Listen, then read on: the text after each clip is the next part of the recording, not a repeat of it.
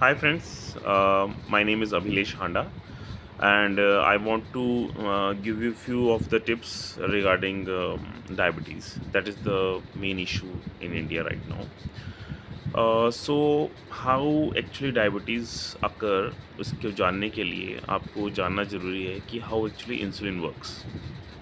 So whenever we take a carbohydrate in our diet, so carbohydrate finally break down into glucose. This glucose plays the key role in giving energy to our body cells. So the insulin is secreted from pancreas, and its main purpose is to basically act as a key or a key as a for the door of cells. So when the person takes some glucose, the glucose go to the cell, knock the door, and the pancreas come and just open the door of the cell. और उसकी वजह से cell को basically glucose मिलकर energy मिलती है जिससे आप रेगुलर बॉडी फंक्शंस करते हैं।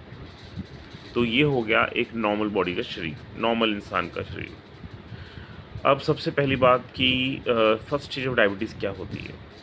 फर्स्ट स्टेज ऑफ डायबिटीज़ होती है इंसुलिन रेजिस्टेंस। इसका मतलब कि आपकी बॉडी इंसुलिन के लिए रेजिस्ट हो चुकी है। अब वो कैसे हो सकता है? सो नॉर्मली डायबिटीज़ जो है वो या तो आती है हमें हमारी फैमिली हिस्ट्री से, या फिर हम जब एक्सेस ग्लूकोज ले लेते हैं जो कि सेल में नहीं जा पाता, जो ब्लड में रह जाता है, उससे हमें बेसिकली डायबिटीज़ होती है। तो कभी कभी जब हमारी due to our issue in the body insulin की चाबी काम नहीं कर रही, मतलब इंसुलिन बॉडी के अंदर आ तो रही होती है बट वो सेल का डोर को खोल नहीं पा रही होती है। तो उससे क्या होता है, उससे ये होता है कि हमारे जो सेल्स हैं, जो हमारे टिश्यूज़ हैं, उनको बेसिकली ग्लूकोज नहीं मिलता। तो आप बहुत लेथार्जिक फील करते हो, क्योंकि आपकी सेल में जब एनर्जी ही नहीं है तो आप डेफिनेटली लेथार्जिक फील करोगे। तो उस टाइम बॉडी का काम क्या है, वो बेसिकली आपकी बॉडी के फैट को फर्दर ब्रेक डाउन करके उसको ग्लूकोज में कन्वर्ट करता है और उससे किसी तरह से ब्रेन को एनर्जी देने के लिए काम करता है। इसीलिए आपने देखा होगा कि जिस आदमी को, जिस औरत को, जिस इंसान को डायबिटीज़ है, वो बहुत पतला हो जाता है, क्योंकि उसका बॉडी का फैट रिड्यूस कर ले जाता है। और इसी वजह से आपने देखा होगा कि बहुत से फिल्म स्टार्स जो हैं वो ऑक्सामिक करके जो दवाई आ रही है मार्केट में, वो यूज़ करते हैं, जो बेसिकली डायबिटीज़ के लिए है, लेकिन वो उसको यूज़ करके अपने बॉडी का फैट रिड्यूस कर रहे हैं। लेकिन इसके बहुत से साइड इफ़ेक्ट्स हैं जो आपको बाद में जाके पता लगते हैं।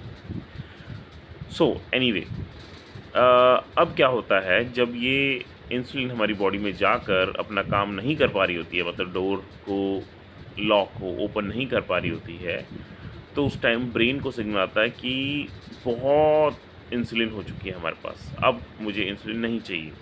तो वो पैनक्रियास को सिग्नल देती है कि आप इंसुलिन प्रोड्यूस करना बंद कर दीजिए। और जब पैनक्रियास इंसुलिन प्रोड्यूस करना बंद कर देता है तो वो बन जाती है टाइप 2 डायबिटीज़।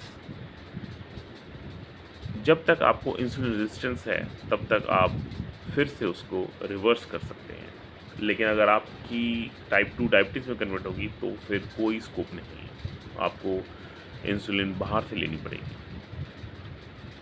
सो अब इंसुलिन रेजिस्टेंस को कैसे कंट्रोल किया जाए, कैसे रिवर्स किया जाए, वो मैं आपको हेल्प कर सकता हूँ, लेकिन वो हेल्प करने के लिए मुझे आपसे डिटेल में बात करनी पड़ेगी।